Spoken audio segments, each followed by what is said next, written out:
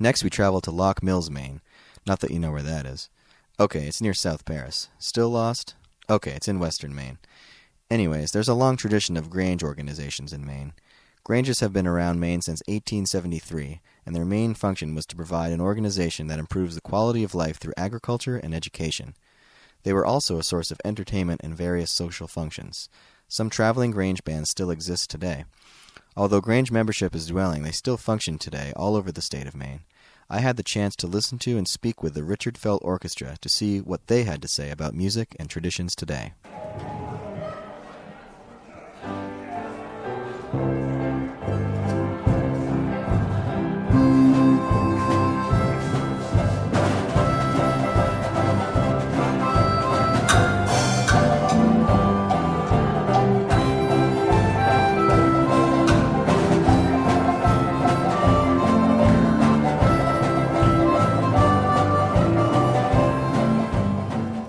Start off when you're 16, you have a high pitch, you go way up there. Yeah. Then it kind of goes down, and when you get over 50, it goes lower. Yeah. And when I get now, I've got to put in your 80. I want to put in 80, see?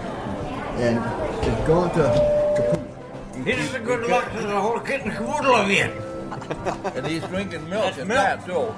Yeah, I'm sure. We got another single.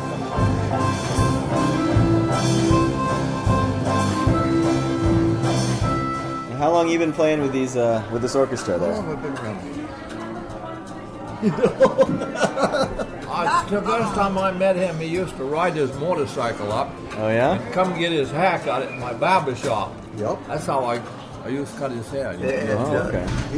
I told him, I says, I never played with a band. I just played for myself. I'd like you to sit in with somebody. He told me, he says, Felt let you sit in. So I've been sitting in ever since.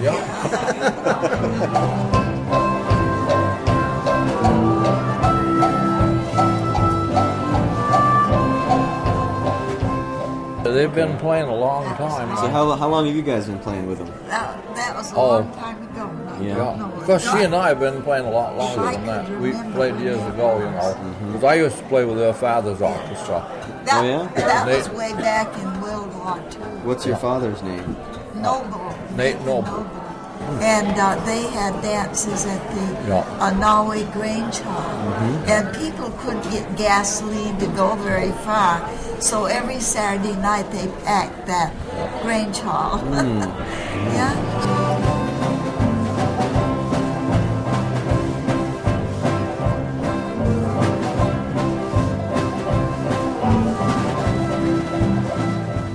My name is Dorothy Canwell.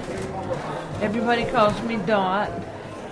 And when the band started, there was 2 or 3 of us that got together and started playing, and then it kept growing and growing, and now we have 7 pieces, and a lot of times different people will come up and want to set in, and Richard lets them set in.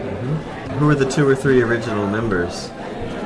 Richard Felt, and it used to be Eldon Hathaway, who's passed away by now, but it was Richard Felt and Eldon Hathaway and myself was the original ones that started. So how did you 3 meet? The original members meet originally Through Grange. through Grange. Well, Eldon wasn't a Grange member, but Richard and I were. The first time I ever met him was through Grange. So did you have music at the Grange meetings? Yes. What is the purpose of the music at the Grange meetings? Entertainment. Yeah. And it doesn't always. Well, I play for Grange meetings, for the meetings, for the degree work, for the work that they do where they need music on pianists for my own home Grange is Oxford Grange. I'm a dual member at Franklin, Bryan's Fallen. And then I usually wind up playing piano wherever I show up.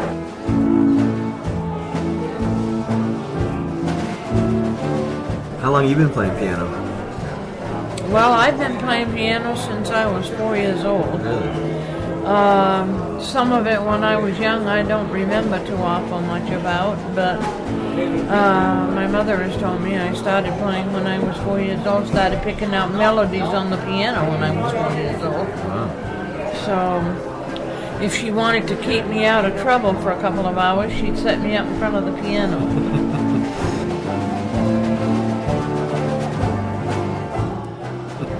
Did your family play music too? Yes, yes. My father was very, very musical. He did not read music. He never studied any more than I ever have. I've never studied. I can't read music. And he played piano. He played trumpet. He played cornet. He played mandolin. He played banjo, guitar.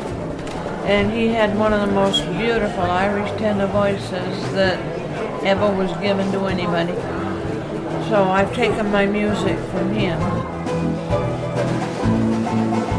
Another thing I do, besides the playing with the band and the piano, I do whistling.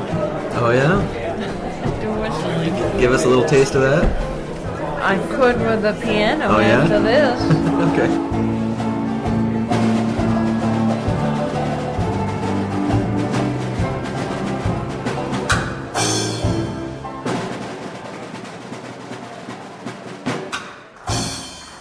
How does a person that plays the harmonica end up being the leader of a band? Tell me about that. Well, I started playing the harmonica when I was 6 years old. Played the Grange Hall down in Bryan Farm. Yeah. Bought my first harmonica. Had 2 summers raking hay for 69 cents harmonica. Now they cost $25 plus tax. Quite a lot different. How did you become the leader of this band here?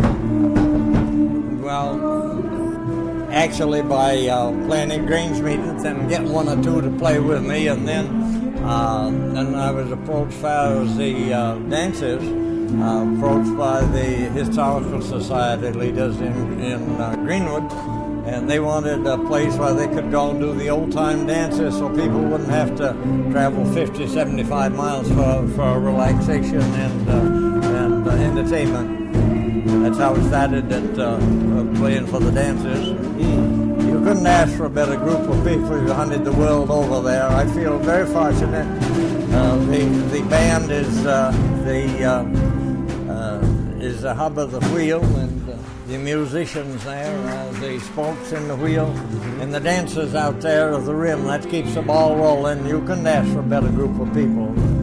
Search the country over. Yeah. It's a nice dance, it sure is. Did your family play music?